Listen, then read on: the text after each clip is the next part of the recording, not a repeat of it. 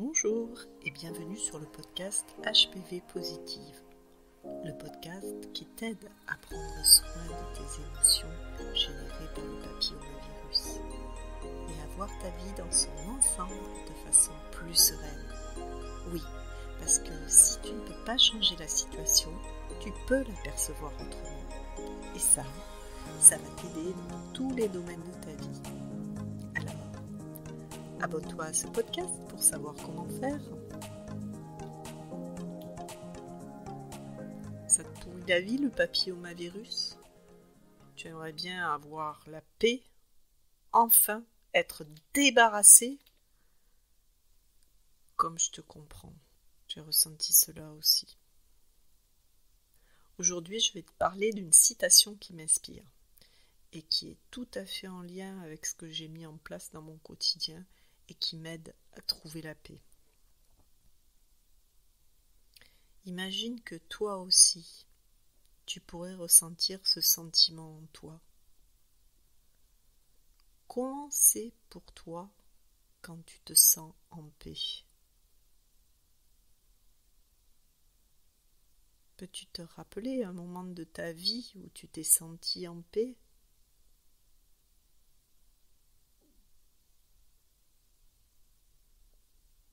Peut-être tu te rappelles là déjà d'un moment. Peut-être qu'un souvenir émerge. Peut-être tu te rappelles du moment. Peut-être même en as-tu gardé l'image dans ton souvenir. Et tu peux la voir. Où étais-tu? Avec qui? Quelle pensée avais-tu? Tu peux ressentir aussi peut-être ce que tu ressentais dans ton corps, dans ta poitrine, dans ton ventre. Peut-être même tu te rappelles d'une odeur associée.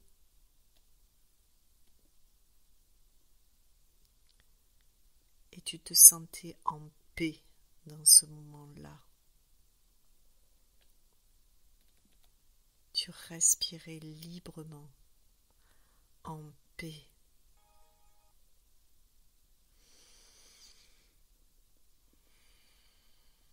Et peut-être là, maintenant, rien que de te remémorer ce souvenir, tu peux de nouveau ressentir ce sentiment de paix vivant en toi.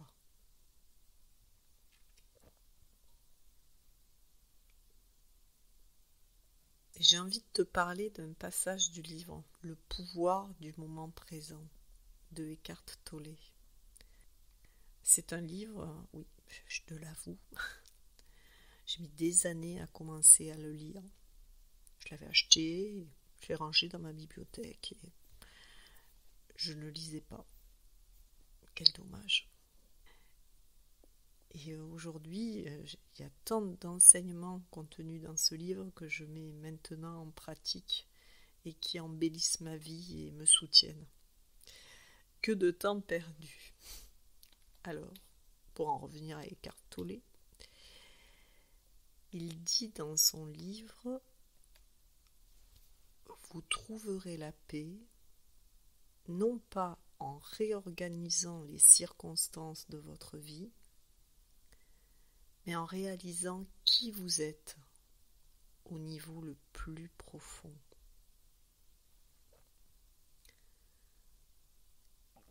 Cette citation, elle me fait penser au mindset. Actuellement, on entend beaucoup parler du mindset. Et quand on vit une maladie, je crois que dans l'état d'esprit que l'on a, il y a vraiment une clé pour vivre plus sereinement. Je me rends compte que je peux perdre beaucoup d'énergie à lutter contre ce qui est, à vouloir que les choses soient autrement. Au final, ça m'épuise mentalement, physiquement, et ça, ce n'est vraiment pas bon pour le système immunitaire, et ça fait le lit de la maladie. Et l'image qui me vient, c'est quand je fais ça, je regarde ma vie par le trou d'une serrure. Ça t'est arrivé de regarder par le trou d'une serrure? Tu ne vois pas grand-chose, hein? Ça me fait aussi penser à la photo. J'adore faire des photos dans la nature. Quand je passe du mode macro au mode panoramique, c'est énorme la différence. Tu peux toi aussi faire l'expérience avec ton téléphone et regarder.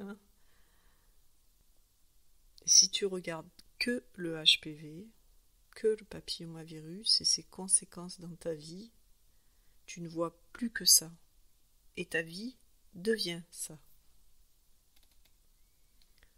Alors oui, les circonstances de ta vie ne peuvent pas changer d'un coup de baguette magique. Mais par contre, tu as le pouvoir, en un claquement de doigts, de voir plus de ta vie. De la voir dans son ensemble, avec la nature ou la ville qui t'entoure. Les observer avec tes 5 sens.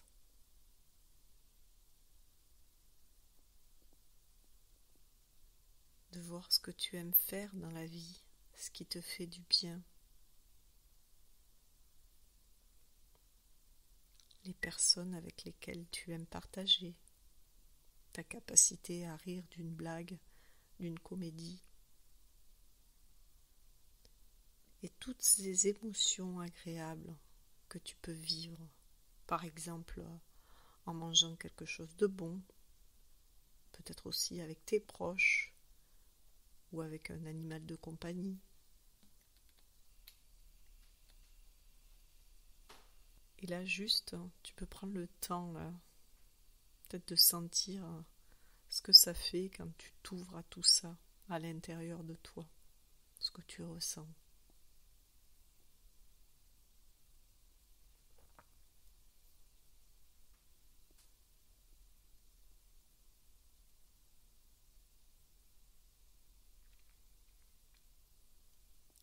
Et ce dont je voulais te parler aussi avec cette citation, c'est que j'expérimente la maladie aussi comme une voie d'éveil. Je t'avoue que je l'ai fait inconsciemment, c'est maintenant avec le recul, avec les années qui passent, que je me rends compte que c'est vraiment un chemin vers moi, vers plus de conscience, de vivre une vie qui me ressemble davantage, une vie où je suis plus alignée. La maladie, c'est ce à quoi elle m'a invitée. Je n'aurais jamais fait ces explorations si je n'avais pas eu cette maladie. Bon, par exemple, je fais davantage connaissance avec mon féminin, mon côté réceptif. J'ai toujours été très indépendante et autonome. Et ça, c'est plutôt masculin. En m'ouvrant à mon côté féminin, je m'autorise à être sensible, chose qu'on m'avait toujours fait remarquer sous un côté assez négatif. Donc j'avais bridé jusque-là. Et je développe aussi mon intuition. Je suis davantage moi. Et ça me fait du bien.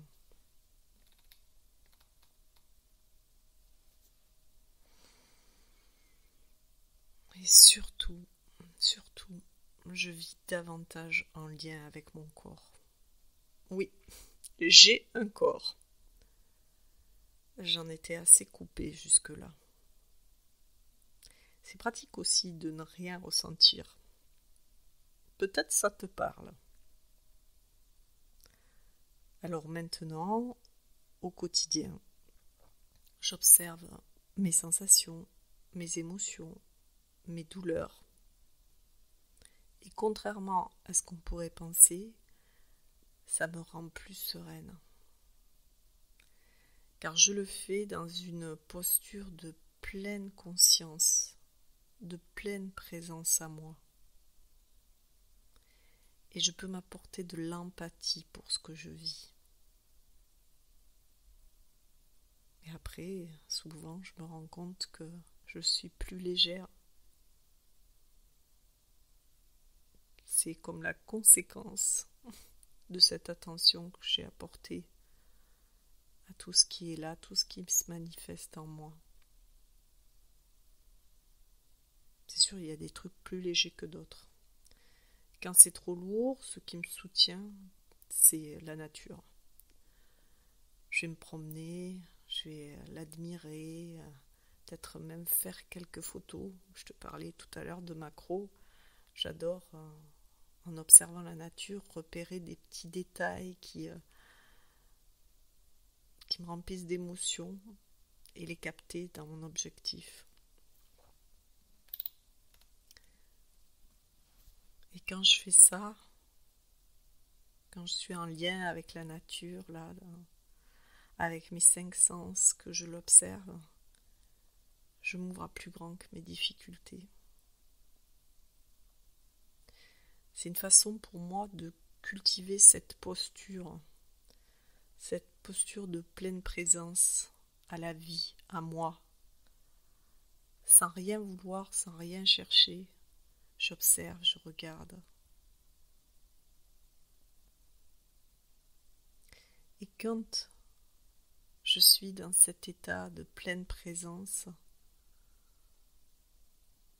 quand je vais balader, mais pas dans l'intention de plus ressentir, de me couper de moi, mais de me relier encore plus profondément à moi, à partir d'un endroit où je peux avoir de l'écoute et de l'empathie pour ce que je ressens. Et ici, là, maintenant, je peux prendre conscience que je respire. Je suis en vie. Je peux être cet espace où mes émotions, mes douleurs, le papillomavirus peuvent exister. Et à la fois, je peux enregistrer ce podcast. Je peux admirer la vue de ma fenêtre. Je peux me réjouir d'être au chaud, confortablement installé, mes pieds en contact avec le sol. Je peux capter tout ça en même temps. Alors j'ai envie de t'inviter, toi aussi, à avoir plus grand, à fabriquer du « et ». Oui, les circonstances sont ce qu'elles sont. Oui, le papillomavirus est là. Et toi, tu es un être plus grand que cela, plus grand que la maladie. Et tu vis dans un univers encore plus grand. Et dans cet infiniment grand, tu es toi, tel que tu es. As-tu envie de mieux te connaître ? De davantage t'autoriser à être qui tu es vraiment et pas celle qu'on te demande d'être ? Toi aussi tu peux trouver la paix, non pas en attendant de guérir, mais comme dit Eckhart Tolle, en réalisant qui tu es au niveau le plus profond. Je t'invite à ressentir comment ça résonne pour toi. Et si ça résonne pour toi, toi et que tu as envie d'en découvrir un peu plus pour savoir comment faire, pour simplement être toi, je t'invite à t'abonner à ce podcast.